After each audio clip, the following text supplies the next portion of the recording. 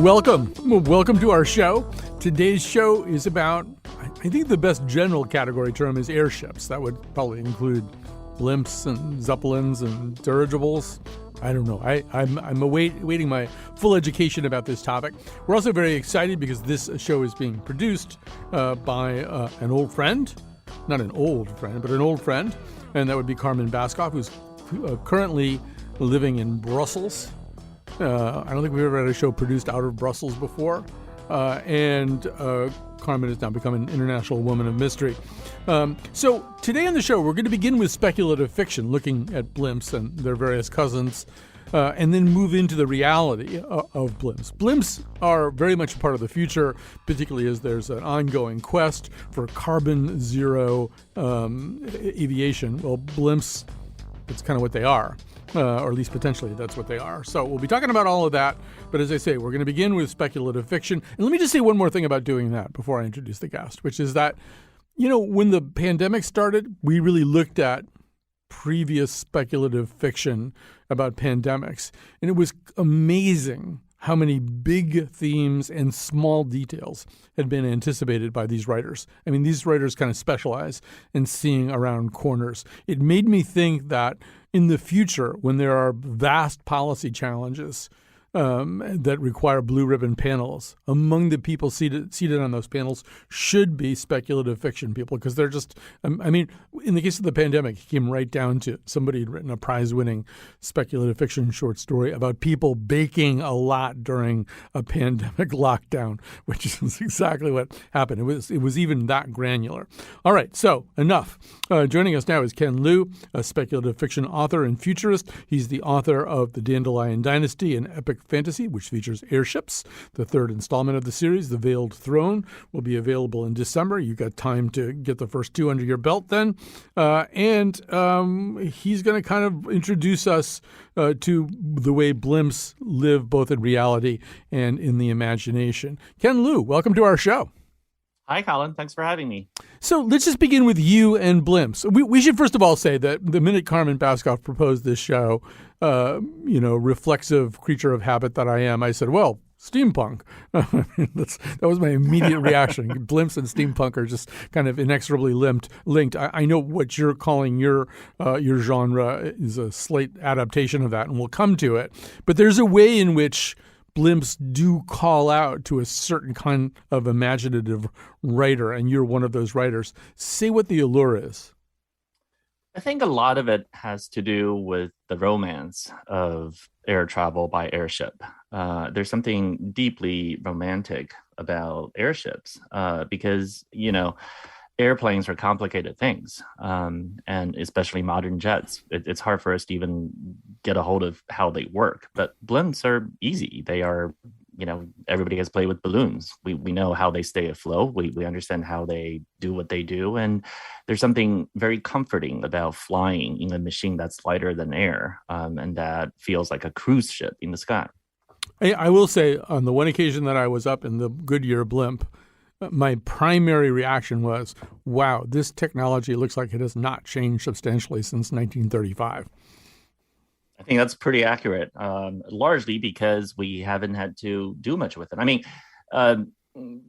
It's not entirely true in the sense that a lot of modern airships actually are hybrid vehicles. They're not strictly lighter than air vehicles. Some modern airships are actually heavier than air. They just use the lift gas to reduce the amount of power needed to stay aloft. They actually generate lift very similar to airplanes. But yes, you're right. For the most part, the technology has not changed significantly. Yeah, there's this big wooden wheel. And I thought, I haven't been up this high in something that had a wooden wheel in my life. And it was a little bit disconcerting, but only briefly. So one of the things that you're attracted to, maybe we should talk about the genre you've kind of coined here, and that's silk punk. And within that is an attraction to what? Well, biomimicry is one word for it, right? Maybe talk about that. Yeah, sure. So I invented the word silk punk to describe my novels, essentially. They're epic fantasy novels in which engineers are heroes, not wizards. And the idea is that there's a technology vocabulary in my novels that are derived from primarily East Asian models. So there's a sense in which the materials are drawn from nature, so bamboo, silk, paper, etc. And the methods of engineering are based on imitating natural forms, birds, fish, so on and so forth. And I describe this entire technology aesthetic. And one of the most important ideas is the sense of trying to build technology that's in harmony with nature rather than a strictly conquest of nature. It's a sense that the human-made objects can flow and fit within the patterns of nature as though nature had evolved these forms by itself. And there's some, I mean, that obviously is a flight of imagination, but it's not entirely a flight of imagination. There's ways in which, the in real life airship industry kind of thinks about the same things in a way. I mean, the original, as I understand it, if we go back to the 1930s, the gas bags were cow guts. Exactly. They were actually made of just insane numbers of cows.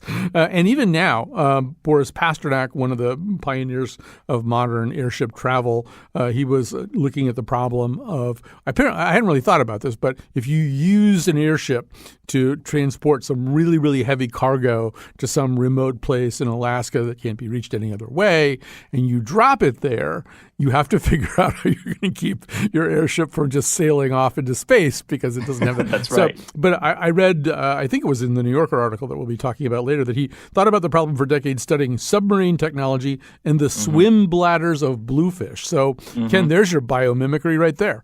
Absolutely. That's one of the most attractive things about airships to me, as a technologist. I think often about how airships are really just submarines in a different medium. And a lot of the techniques and ideas we learn from building submarines are applicable to airships.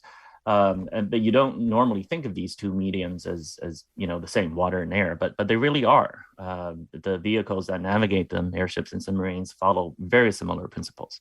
Right. I have to say, having watched the newly released version of Dune, they actually have an airplane that or some kind of air vehicle that kind of mimics dragonfly wings or something like that. That's awesome. It's such a great vehicle. I love watching that machine. Yeah, there's your biomimicry again. So, I mean, I think that what you're saying is, part of what you're saying is that we often divorce the notion of beauty from the notion of efficacy when we're thinking about modes of transportation. Not to say that a certain airplane can't in its own way be beautiful, but, it's not necessarily a term that I would attach to a 747 I was getting on. And one of the things that you're looking at is there a way to create things that are serviceable but also beautiful against the sky? I just want to point out that your bamboo and silk airships move by means of giant feathered oars. And in your own words, you say, when lit up from inside at night, the airships pulsate through the Empyrean like a jellyfish in an abyss of stars. You don't hear that kind of rhetoric coming out of JetBlue. Maybe they should try that. Yeah. But so beauty and aesthetics, that's part of it for you, right? Definitely. I think we actually intuitively feel that way. Technologies that succeed often succeed not just because they're more efficient, but because they are more beautiful and they feel good to us. That aspect of it cannot be ignored. A lot of times beauty is a rule of thumb, a kind of heuristic that we've evolved in our minds to detect things that are better for us, that fit nature. To give you a very simple example, a lot of people feel an innate sense of beauty in what's called vernacular architecture. So that's architecture based on the way people in the place traditionally built things using local materials, as opposed to a very postmodern or modernist sense of brutalism. That's the kind of blocky, concrete-based architecture that's often used for institutional buildings and government buildings that a lot of people find uncomfortable and ugly. There's actually a lot of intuition behind that. The reason we prefer the vernacular is because it is often more in harmony with the environment and better for us, despite all the arguments about why the brutalism style of architecture is better. And I think in other technologies, it's the same. We shouldn't ignore our sense of beauty and our intuition that something fits better with the world we live in. If it fits better, if we feel it fits better, it probably does. Yeah, it's interesting. I know you're from Connecticut, although I don't know where in Connecticut you're from, but at Trinity College in Hartford, there's a life sciences center. I think it's called the Jacobs Life Sciences Center, and it's a piece of neo-brutalist architecture. And and when I walked into it, my immediate reaction was that the message of this building was that the individual life, whether it's bacterium or human or anything in between, is worth absolutely nothing. It was this life sciences center that was kind of antithetical to the idea of life. And it seems with biomimicry, with the kind of thing that you're writing about, the kind of blimps or airships in your books, you're sort of going in the other direction. How can we sort of thin out the veil between what's alive and what's being used by living creatures? That's absolutely right. I mean, airships offer a lot of advantages over heavier than air aircraft. Airships are able to take off and land with very little infrastructure. In the heyday of airship technology, a mooring mast was all that's needed. So if you're talking about delivering supplies to remote locations or to places where you don't want to rip up the land to build a giant airport, airships are, there's no competition against an airship. Airships are slower for sure compared to jet airplanes, but do we actually need to get goods around the globe that quickly? With all the supply chain issues we're experiencing now, maybe we need to rethink our obsession with moving, your Amazon purchase one day earlier to you. Maybe that's actually not the best way for us to spend our energy and to devote our resources. Yeah, and maybe not that much slower if you sort of factor logistics. I read, for example, one estimate that a flight from downtown Seattle to the center of Vancouver in one of the new airships, specifically the Airlander 10, which we're going to talk about later in the show, would take 4 hours and 12 minutes. Now allowing for airport transfers, check-in, security processes, all that kind of stuff. The same trip via current airline service would take 3 hours and 6 minutes.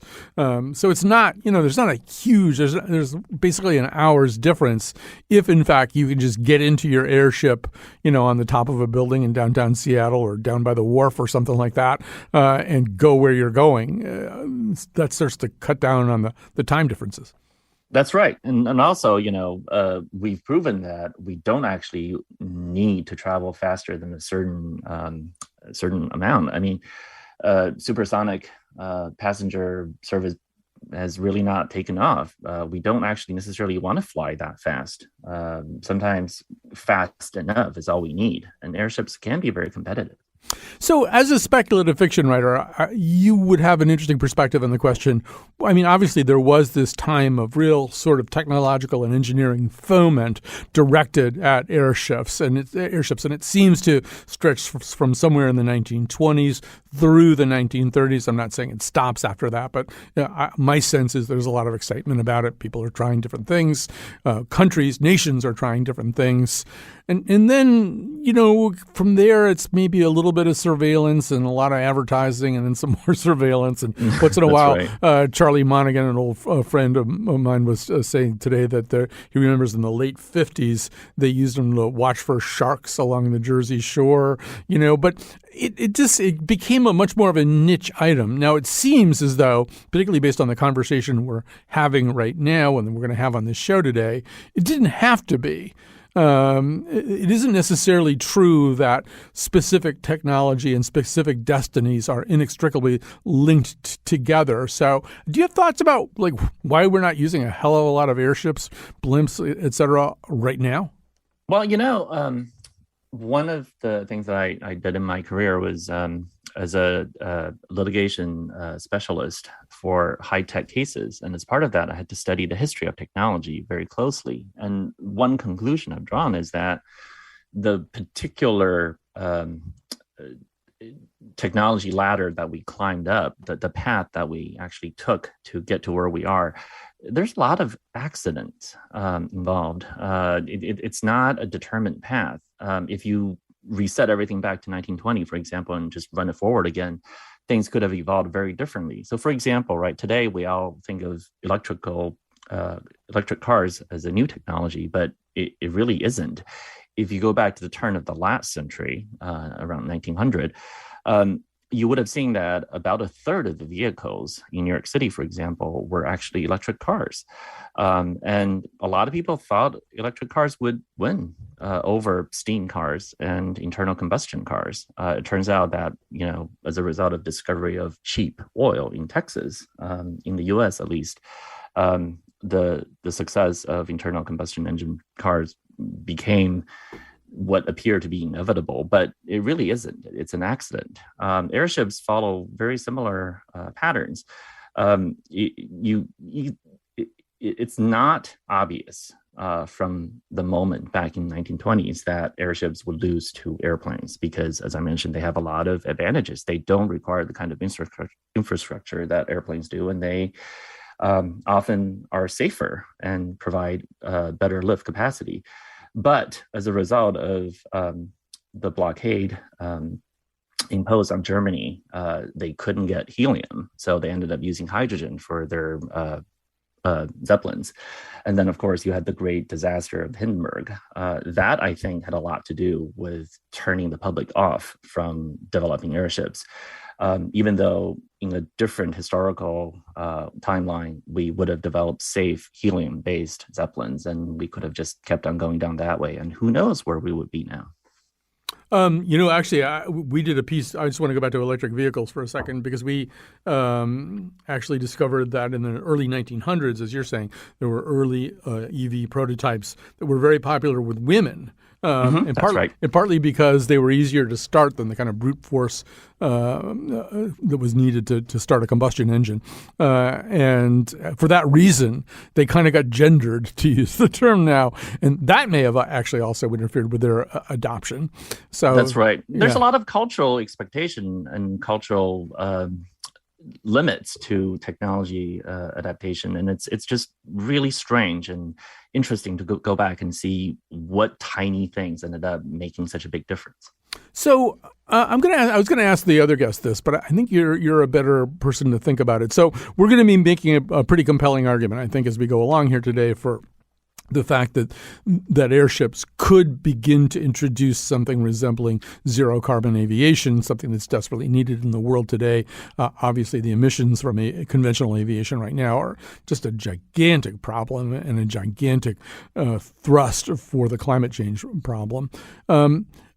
Is there anything to be worried about on the other side? And specifically, it occurred to me as I was reading about this that one of the things that blimps or airships would be good at would be transporting, say, I don't know, oil rigging equipment to a place that's not accessible by car or truck.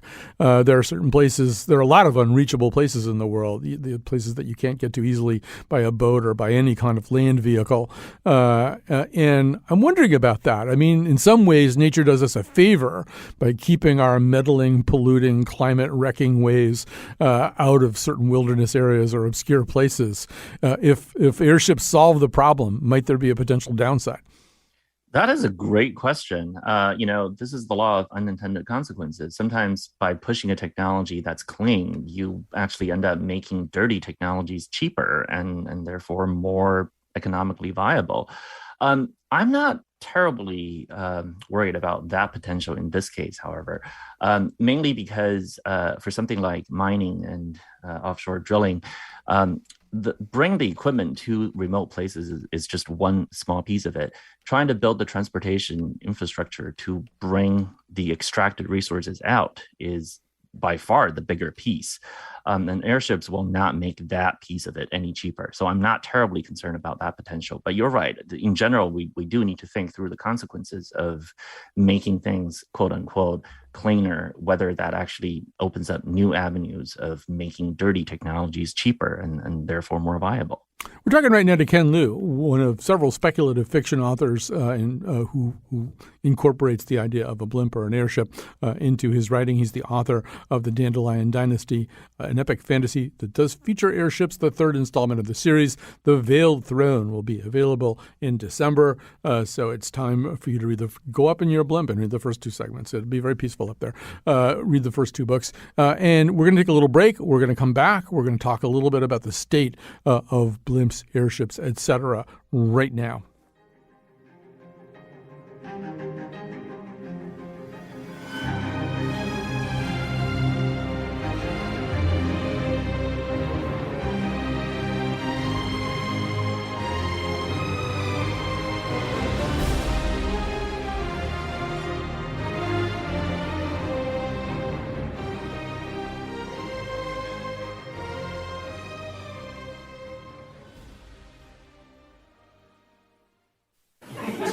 But, Che, when do you take a moment to talk about the important, unimportant things? What do you mean by that? Well, you know, the stuff most people don't talk about because technically it doesn't matter. Here, let me take a moment real quick. Hit me. All this talk about the debt ceiling and climate change, but nobody talks about the fact that nobody in here knows one person who drives or operates a blimp. You say a blimp? Yes, a blimp. Why do we not know who drives it? Like when someone says, I'm a driver, you don't say, oh, car or blimp? Who is flying these things? I mean, they could fly a plane or a jet. Nah, I want to fly a slow-ass dildo across the sky. For real, I've asked people all across the country, not one person knows a blimp driver. And this might be a dumb question to ask you, but are we sure blimps are real? I'm pretty sure they're real, Chris. Exactly, pretty sure. Plus, blimps are slow as hell. You ever seen a fast blimp? No, because that is a missile. That aired on a Weekend Update of Saturday Night Live 2 weeks ago. I'm sitting there watching it. We've got a blimp show in production, so to speak. And I'm thinking, well, the universe is speaking to us right now. We are now going to establish beyond all question and all doubt that blimps are real. And to do that, joining us now are Jean Marie Laskus, journalist who wrote a piece about these kinds of conveyances, airships, for The New Yorker in 2016. Also joining us is Nick Allman, Chief Operating Officer of Hybrid Air Vehicles. He can assert that blimps are real because they make them. But Jean Marie, I'm going to start with you. As you investigated this for your original piece, maybe just to help Chris Redd out a little bit, what are the defining characteristics of airships? What makes an airship as opposed to something else that goes through the sky? Oh, sure thing. Hi, and thanks for having me. Yeah. So basically, an airship is like the umbrella term. And underneath airship falls several different types of them. A blimp is usually small, no internal structure, and is basically a balloon powered by something and with a rudder to steer it. That's your most basic form. Then you have two different kinds of what you think of when you think of an airship, larger and transporting people or goods. And there are really two types, non-rigid and rigid. Rigid are the type that were built by Ferdinand von Zeppelin back in the day. That was the kind of classic thing you saw. It has like a rib cage inside this giant structure of balloon.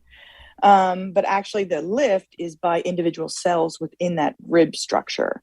And that is the old style of airship. The Hindenburg, for example, was rigid.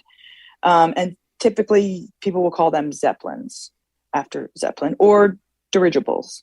These terms are pretty much interchangeable. But when you move over to the non-rigid airships, that's what you're seeing mostly being developed today by companies who want to try and get this business off the ground. And there is no internal structure. They're lighter. They're easier to build. You know, you're just basically sewing a big old balloon on the ground. And that's kind of where the technology mostly is, with a few notable exceptions. Yeah, and before we bring Nick in, I do want to say that your piece, I thought, benefited from the introduction of a character who easily could have been walking around in the pages of one of Ken Liu's novels. His name is Igor Pasternak. Watching the video of him with his big cigars and his suspenders and his kind of Eric Bogosian hair and stuff like that, I was thinking, it almost doesn't seem possible that there's somebody who seems so determinedly the kind of quirky person you might expect to be a blimp or airship visionary. But just mention a little bit about Pasternak and what you learned about him. Oh, sure. Yeah, he's exactly the character you imagine, but then some. He's, like so many of these folks, obsessed with airships and has been since he was a kid in the Ukraine, and saw a picture of a cargo airship that had never really been developed. And he becomes fixated on that, really, to this day. He's in his late 50s now, and he's still at it. And he's had quite a bit of success with his blimps. He started building them in Russia for like advertising. And then, it's kind of the same old story with no money, nothing, comes to the US to try and start that business here and really it's a success at it. But they're advertising blimps. They're small. They're just blimps. And that's not his dream. He wants this cargo airship. That is his dream. But even his advertising business switches over to a surveillance business as soon as it's September 11th, 2001. Now everybody wants surveillance. A lot of his blimps are now used for surveillance. But he's got a great company. But he wants the big dream to come true. He ends up getting a lot of capital from the U.S. Military to develop the Dragon Dream, which is about a football field long, 747 wide. That is just the prototype for his dream. The prototype is this large, giant, jumbo structure. And it's rigid, like the old Zeppelins. Very controversial today, rigid. And he develops this thing. He actually builds it. And he actually proves his landing gear system and, more importantly, how to solve the problem you were talking about before of dropping off cargo and then it shoots to the moon. He comes up with a whole system how to solve that problem. He tests it out in California where his hangars are. It's successful. He proves all of his principles. It's huge, roaring. Everyone's jumping for joy. His whole giant team. And then this is 2013. I'd say right the day before the investors were to come and see this miracle fly. In the morning, Igor gets up and goes to the hangar, and here the roof had collapsed onto his Dragon Dream and destroyed it. So everything fell apart, everything.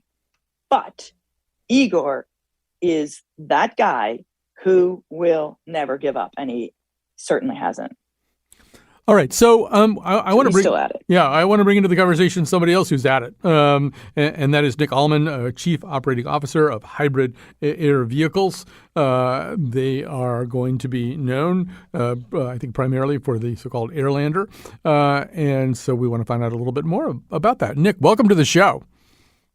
Oh, thank you very much. It's a really interesting discussion so far, I thought.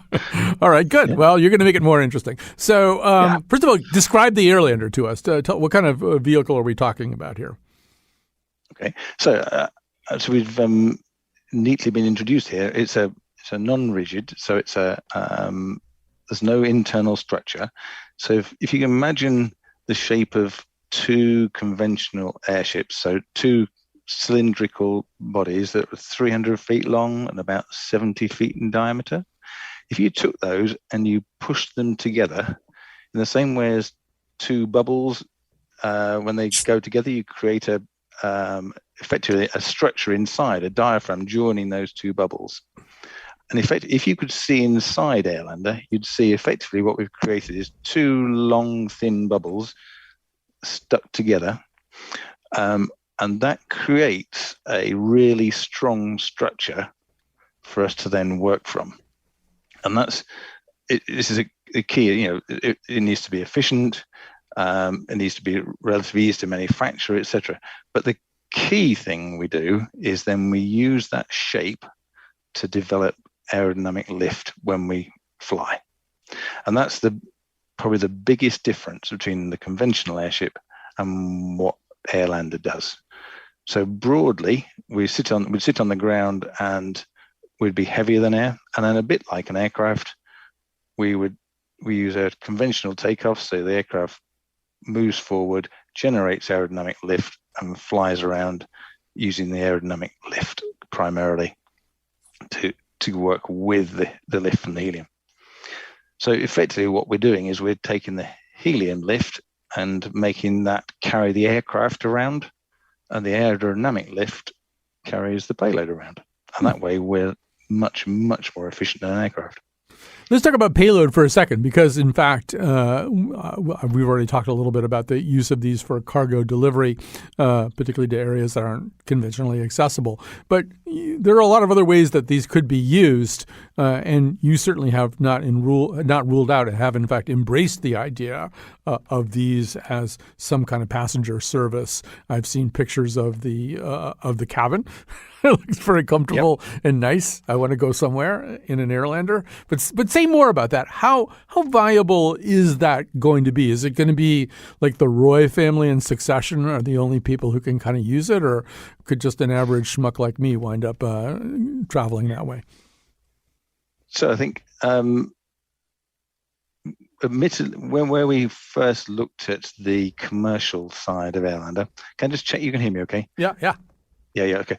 On the first look at the commercial side of Airlander, we started to look at who might be early adopters, because there's no doubt, the first few aircraft that are available, it's a very different situation to when this becomes a normal thing that everybody's used to seeing.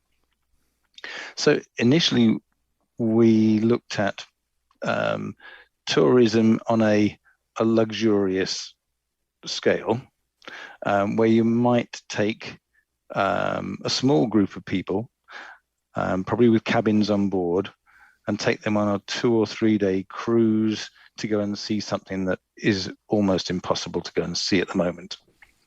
So you could, for example, go on a safari while having be able to stay on board, stay floating over the plains in Africa, and the whole time being able to look out it through huge windows that are fundamentally all of the side of the area you'd be sitting in will be all windows.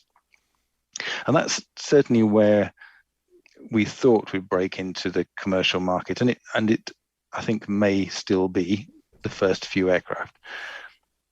What of course has happened, particularly over the last couple of years, is a huge move towards trying to take carbon out of aviation. I mean, as we said earlier in the discussion, production of carbon is a huge problem for aviation.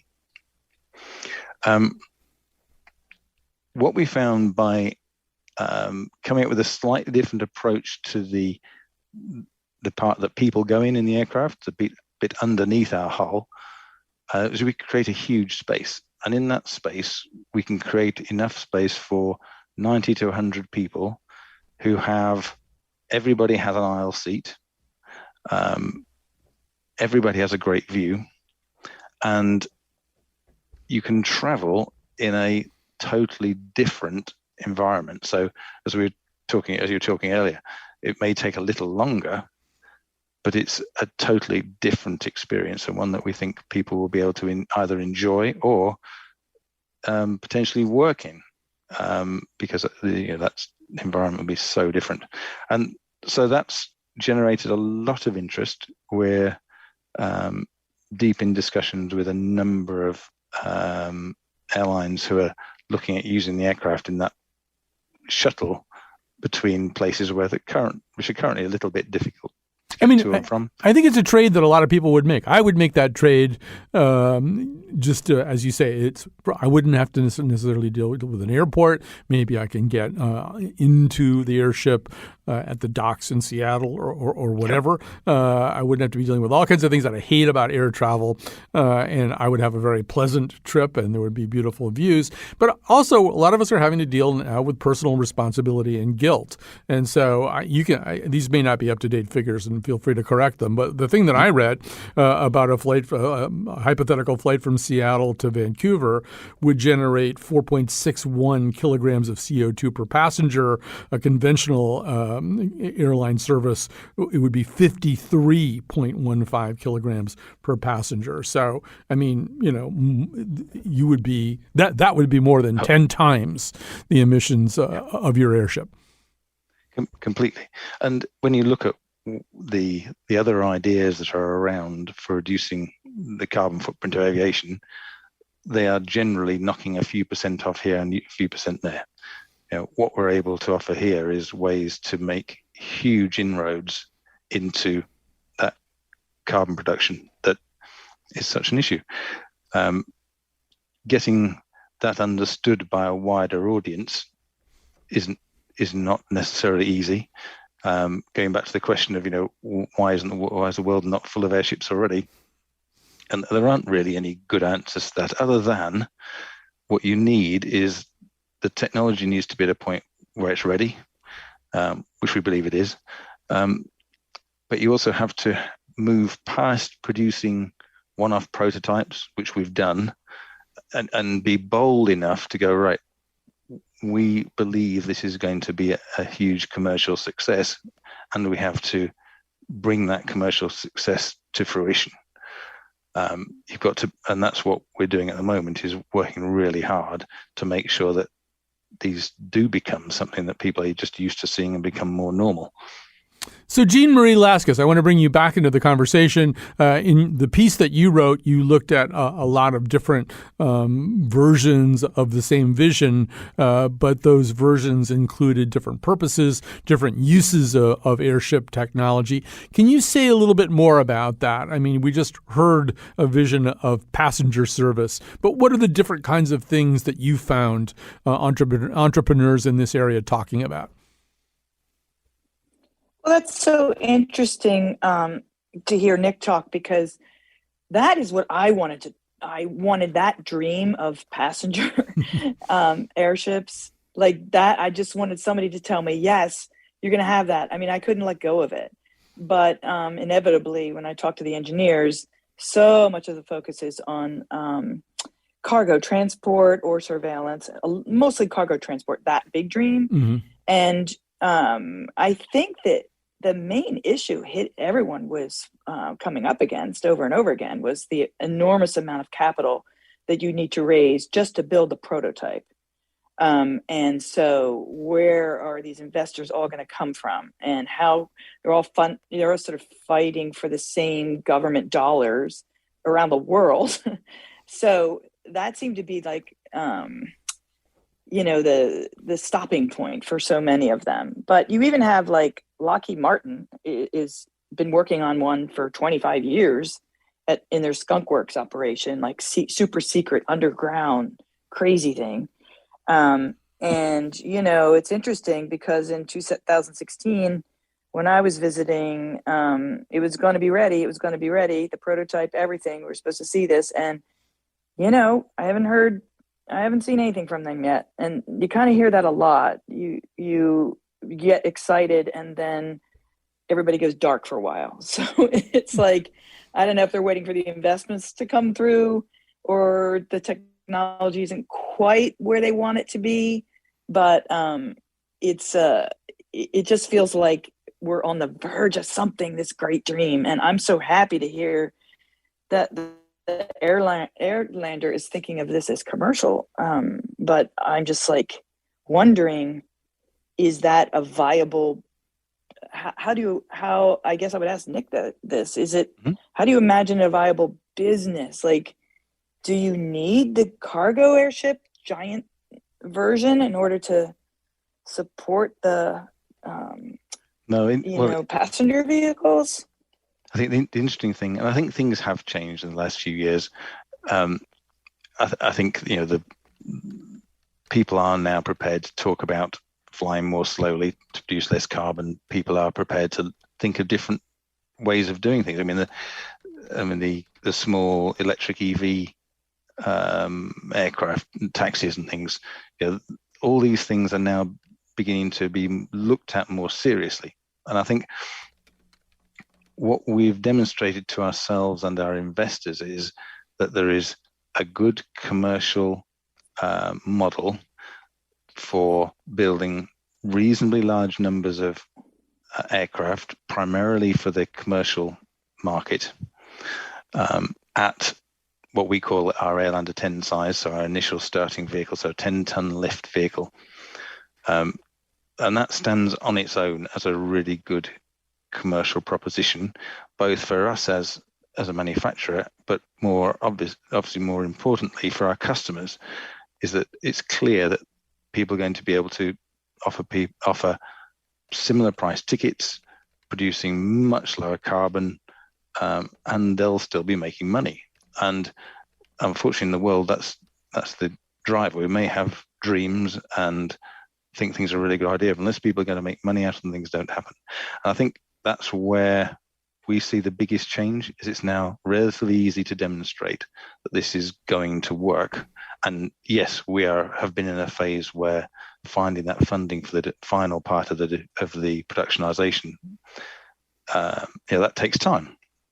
All right, we're just going to pause the conversation here for 2 seconds. We just have to do a very, very quick break. We'll come back with Jean Marie and with Nick after this. Do you want to ride in my blimp? See the night sky in my blimp, girl. Do you want to ride in my blimp? Do you want to dine in my blimp, girl? Do you want to dine in my blimp? Red wine and some shrimp, girl. The technical producer of today's show, as always, is our technical producer, Kat Pastor. And this show, as I mentioned before, this particular episode is being produced by former Where We Live producer, Carmen Baskoff, who's currently living in Brussels as a double agent under the name Bridget von Hammersnark.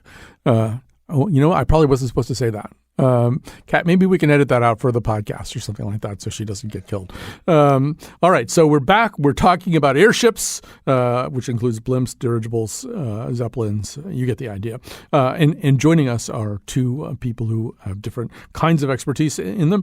Jean Marie Laskus, a journalist who wrote about them for The New Yorker. Nick Allman, Chief Operating Officer of Hybrid Air Vehicles. So, Jean Marie, looking also at the history of these kinds of airships, I mean, in the 1930s, another thing that hurt them, and I was talking to Ken Liu about this earlier, what's the determinative path that either brings something to market and commonplace use or doesn't?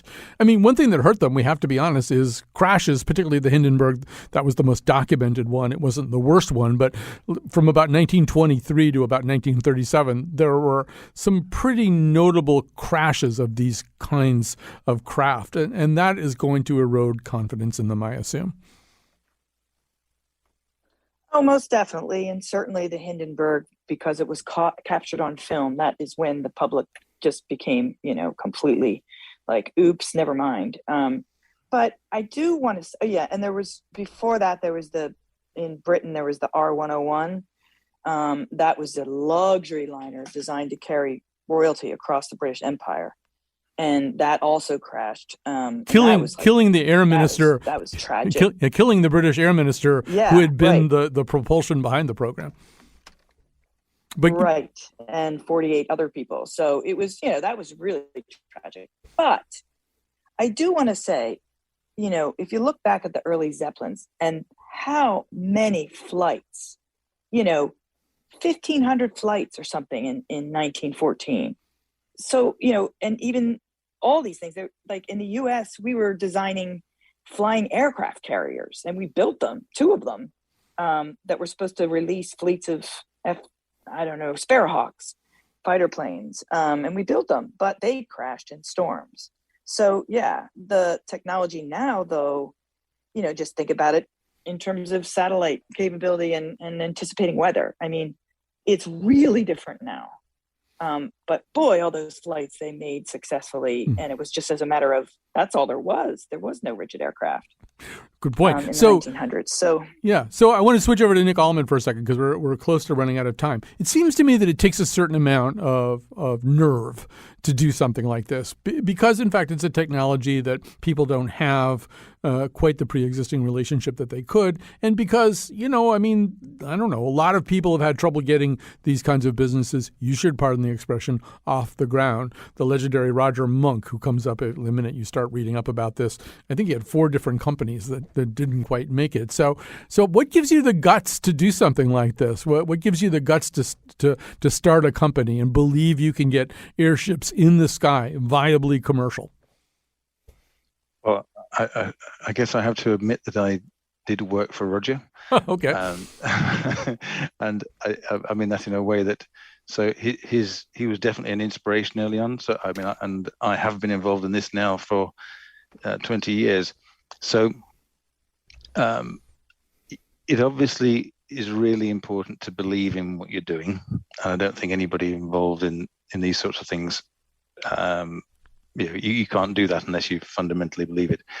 What we've been able to do is keep a team of people together who understand what we're trying to do. We've been through the prototyping phase, which was really hard, and we learned an unbelievable amount, as everybody does when you're prototyping anything.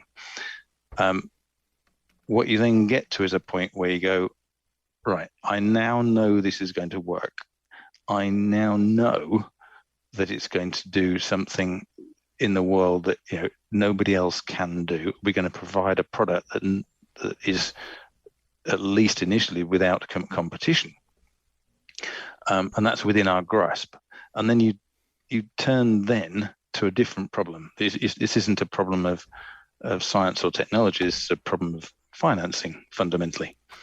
And I think probably 5 years ago we thought that would be hard, but probably we didn't realize quite how hard that is. The world is not particularly interested in taking risks where the payback is 6, 7, 8 years away. And so it's taken time. But all the time since we last talked to Gene, we have been working literally day and night to build that position that we now feel we're in, where somebody can go, yeah, right now I understand this. I can see this business model. I can see this is going to be successful. And we're now talking to people who are able to help us through this next phase. We're almost out of time, but real quickly, Nick, could you sort of give us a timeline? Like how soon might there be these kinds of things available for someone, not involved with the initial prototype and the growth of the company? When could somebody expect to have some kind of access to one of your airships? So I think we're probably looking at something like 3 years before you'll see a production aircraft flying. And then to ensure the safety of the product, we obviously have to spend time testing that and getting our full aircraft type certification as you would for a Boeing 747. So it's probably the mid-2020s when people will be able to turn up somewhere, buy a ticket, and just go on a flight. Well, I can't wait. I don't think I can wait that long. Work faster. Work faster, Nick. I'm 67 years old. I've only got so much time left. All right. It's been great to talk to you and to Jean Marie Laskus and to Ken Liu. Thanks to all of you who listened. And a special thanks to, what did I say her name was? Bridget von Hammersnark, our producer, who's living in Brussels right now and who's not at all Carmen Baskoff. Forget I ever said that.